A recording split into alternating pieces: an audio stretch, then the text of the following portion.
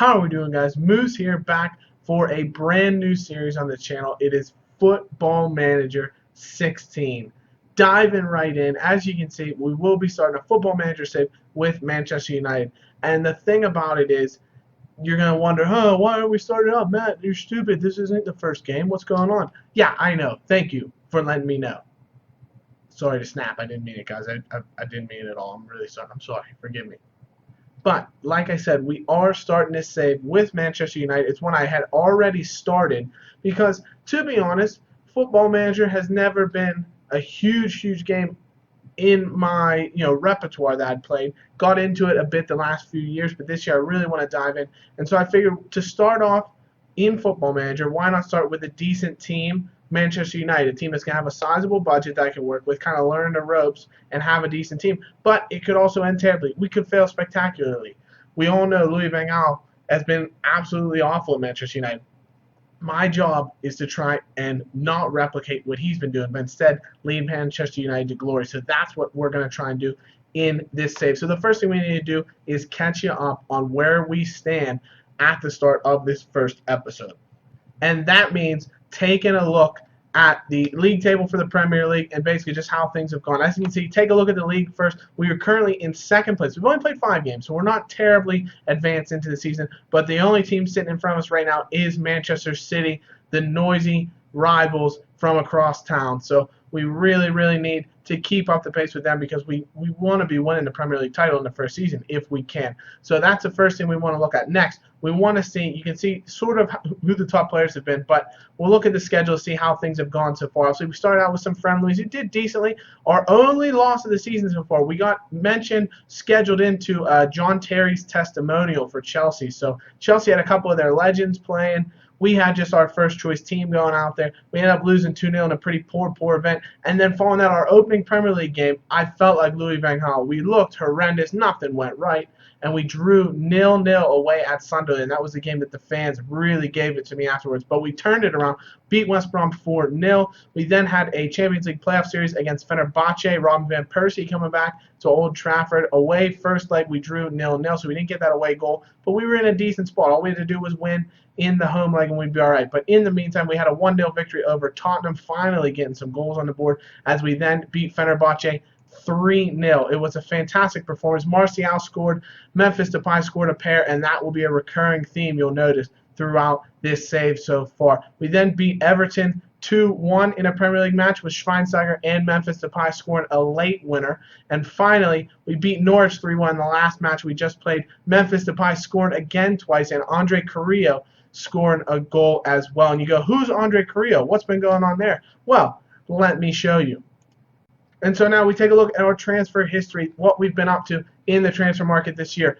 And I'll tell you what, it doesn't show all the things that I failed at trying to pull off now because I went for Gareth Bale. We nearly brought him in. I put in a massive transfer. It was something to the effect of, I don't know, 70 or 80 million pounds up front with an option to add in, I think, 30 or 40 million pounds if he met certain requirements. It was an absurd deal. We nearly had to go through, but then for some reason Real Madrid just scrapped it right at the end. It was absurd. We also nearly brought in Marco Reus.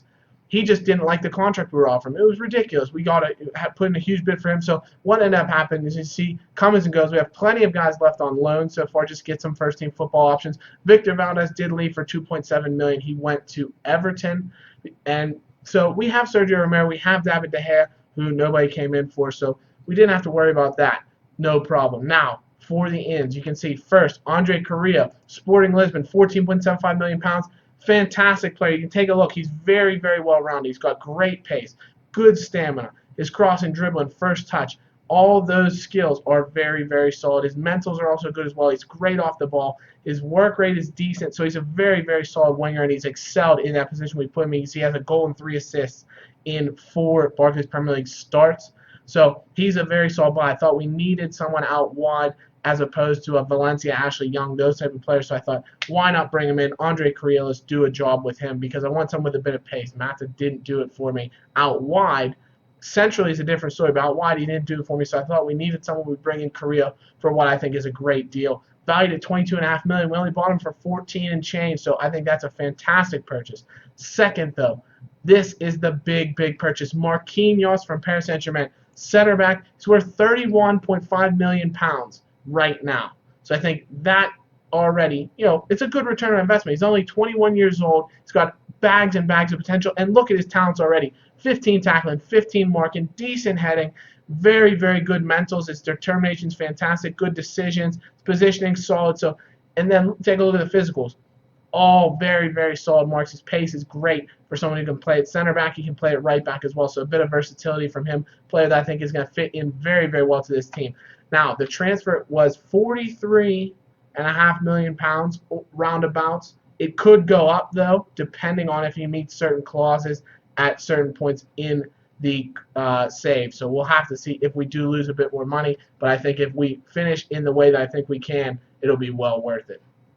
And so with that in mind, this is the way the squad looks right now. Goalkeepers, we have David De Gea in goal with Sergio Romero as his deputy. Of course, we have Darmian, Marquinhos, Smalling, Jones, Rojo, Daley Blind, Patty McNair, Luke Shaw, all people who can play defensively, as well as we've used Antonio Valencia as a right back because Darmian has missed plenty of games due to injury. We've also had to use Ashley Young as a left back in certain times because Luke Shaw missed a few games with injury. So it's been a very, very fluid back line, but one that's performed very admirably.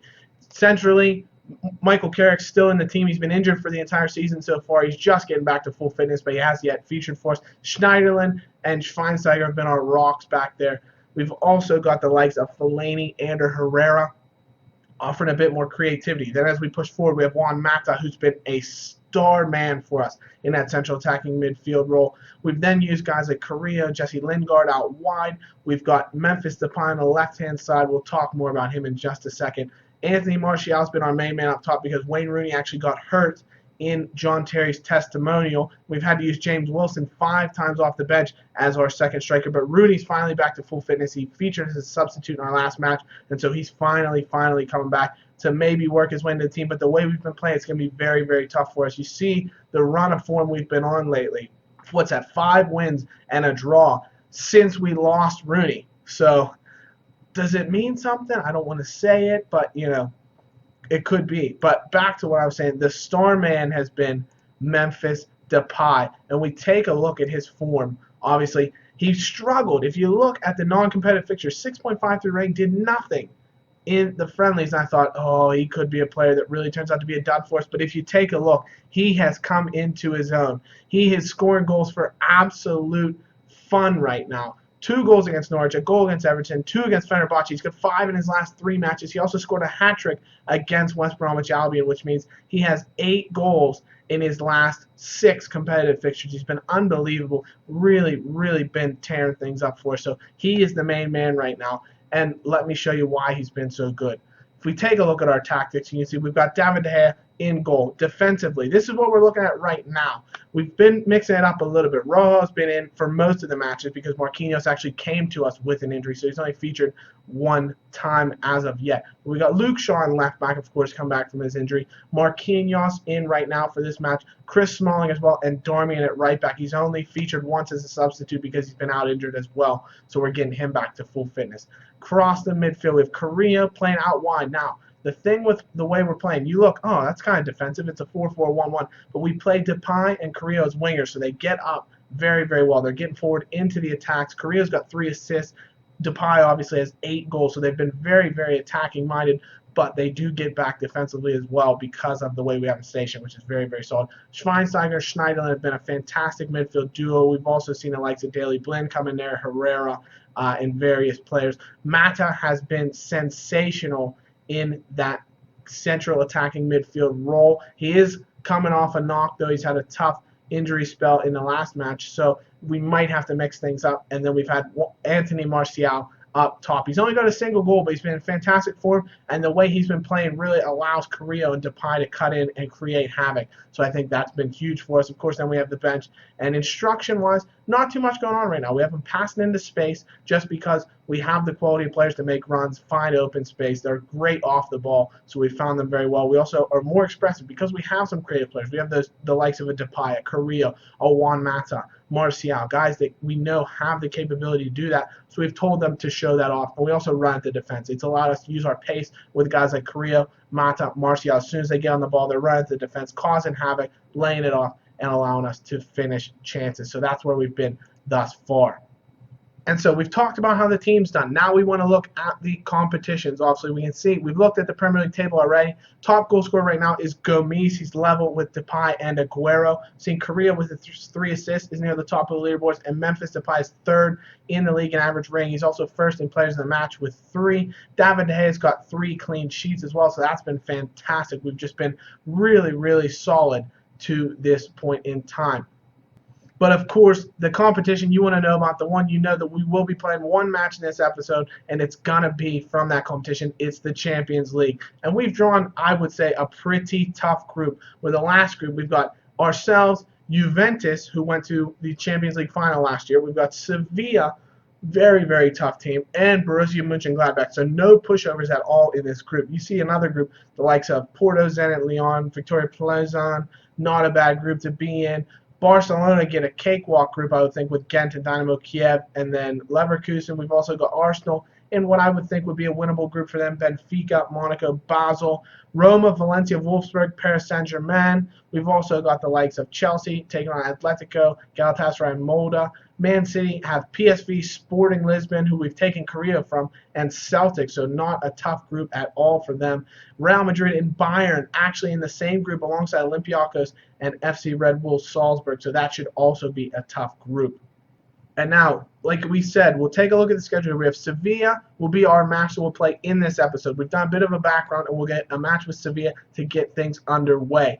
Now, my question to you guys is I want to hear from you in the comments below. Do you think we should do the likes of, every game? Do you want to see Swansea, Everton, Watford in the next episode, things of that nature? Or to help us get through a few seasons, should we play through? Maybe this match will play Sevilla, or this episode will play Sevilla. The next episode will come back with matches against West Ham and Man City, or West Ham and Borussia Mönchengladbach, something of that nature, just so we can get the feel for the season, get things moving, and really gear things up. So that is what I would like to hear from you guys in the comments. But for right now, we're going to get into this match with Sevilla and see if we can continue this fantastic run of form that we've been on.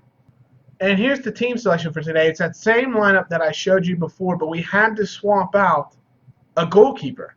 Dean Henderson has to come in. He's from the under-21s. Romero's hurt, so De Gea is our only fit senior goalkeeper, so we've had to bring Dean Henderson to the squad just to have a backup goalkeeper just in case. And actually, I think we're going to play Herrera instead of Juan Mata in that attacking midfield role just because Mata's not fully fit. We'll leave him on the bench just in case, but I don't think he's going to be ready for this match. Ooh, we're favored. That means we'll probably end up losing. Great way to start it off. Sevilla coming out with a 4-4-1 as well. So we'll see, I guess, who has the better one. Banega, Gamera, some players we'll have to watch out for. Team talk. Pick up where you left off. Oh, they all seem happy. This is nice. I don't usually come away with good team talks with this squad for some reason. Ooh, corner. Memphis early on. Whips it in. He comes away with it, though. Lays it back to Schweinsteiger from range. Oh, it's gone. Oh, it hit Martial. Oh, hang on. Let's get the match stats up here. We want to know what's going on. There's a good chance. Ball away. It's come to Martial. The highlight continues. Anthony. Plenty of time and space. Who can he find? He's got Carrillo out wide. Andre, make something out of yourself, son. He dances around defender back. He's giving it away. And Gamero's away. Whose highlight is this? Somebody let me know. Gamero, is he going to strike it? What's he going to do? Take him on. Shut him down. Shut him down. Shut him on. Gamero. Woof. Yeah, we don't seem to be controlling the play here. 44% possession to Sevilla right now. Really need to take control of the game. And so that's how we're into halftime. Nothing's gone on at all. Really hasn't been great. Tell the boys they've been unlucky so far. Marquinhos switches off. Pratt. Straight away from kickoff. Herrera. He's got plenty of space. Schweinsteiger, maybe in a bit of room. And the highlight's gone. Herrera. He's got Carrillo just minutes in. Play to the back post. It's hit the keeper and away only as far as Luke Shaw. Shaw, though, he's found Memphis out wide. If he can beat his man. When Football Manager decides to just end these highlights, I don't understand. All right, not much going on so far, so I think we are going to make a change. We're going to actually take Schweinsteiger off for Rooney, bring Andrew Herrera back to more of a deep line playmaker role, and we're going to put Rooney up actually as, we'll say, a shadow striker because we know he can do that. See if he can offer something for us. Maybe get a bit more attacking as we move forward here. Well, we've got a highlight now in the 86th minute. Luke Shaw out wide. Can he whip the ball in? No, he's found Herrera. Schneiderlin, plenty of space from range. Great shot. Luke Shaw on the rebound. Back to Carrillo, but he can't get on the ball. Darmian, though, the highlights continued. Herrera has found Memphis. His shot is blocked.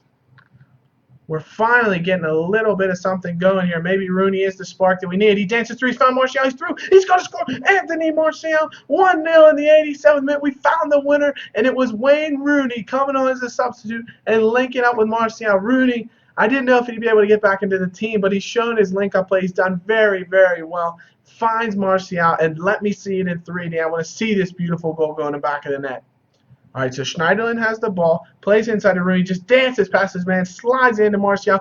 He looked like he may have taken too big of a touch at first glance, but he takes the ball round the keeper and in the back of the net. We're going to bring Daley Blind on for Herrera, who's struggling for a bit of fitness, deep line playmaker just to see things out. And Ashley Young's going to come on for Carrillo, who's also a bit unfit. So we'll see if they can see out the match for us. Highlight, though, we might not even get a chance. 90th minute with the changes still pending. Mariano's played the ball into the giant Llorente. Makes it 1-1 in 91st minute. You know, we have nothing go on for that much time, and then there's 2 goals in the final 3 bloody minutes of the game. Ridiculous. How does he get so open? What is the defense doing? And De Gea is just nowhere to be found. And we've got the 3 added minutes. I think this has to be it. Darmian has picked up a late booking. Ball in, Smalling away, and that's full time. 1-1. Unlucky, I think we'll have to tell them. Just disappointing the way to finish out this match. It seemed like we had it won completely. You can see, you know, we played pretty well, no question about it. We dominated the shooting battle, but it just wasn't our night. And Juventus looking fantastic 4-1, so that's who we're going to have to compete with in our group, no question about it. Alright, so that's going to be it for this first episode of our Manchester United Football Manager 16 save. As always, guys, be sure to leave a like if you have enjoyed the episode. If you're happy to see Football Manager content on my channel, be sure to leave a like. Subscribe for future episodes so you always get a notification when the Manchester United Football Manager save comes into your sub box. And be sure to comment on the video because this is a work in progress, so I want to hear your feedback. What things you think we can do to improve the episodes, what things you want to see in future episodes, any players you think I should sign, all kinds of different, any feedback that you want to throw in, be sure to let me know in the comments below because it's greatly appreciated. But as always, guys, thank you so much for watching. We'll see you in the next episode. Take care. Bye-bye. Like we always do with this time.